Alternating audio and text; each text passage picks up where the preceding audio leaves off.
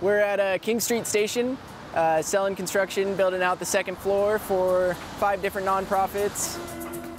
Eagle Soaring, Rhapsody, Totem Star, psmart, and Jackson Street Music Project are all moving in here. It's for a lot of youth coming in to be inspired and try out different crafts.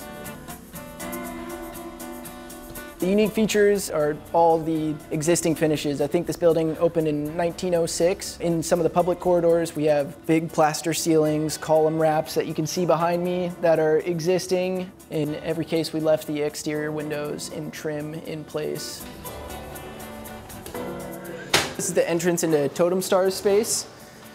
They have 4 recording studios and a big control room and then some kind of lounge area right here. 2 panes, has insulation between it and keeps all the noise from out here from going into the recording studio.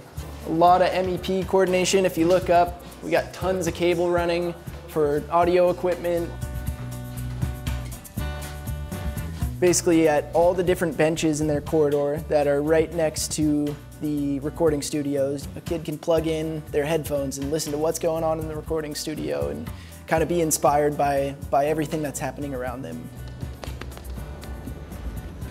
There's a big roller door into the music classroom that can open up and kind of activate all the different spaces with each other, and all the speakers tie into one, main point throughout the space so that all the different nonprofits could have an event together and kind of celebrate community. Sellen Ironworkers did the pipe grade up here for hanging light fixtures.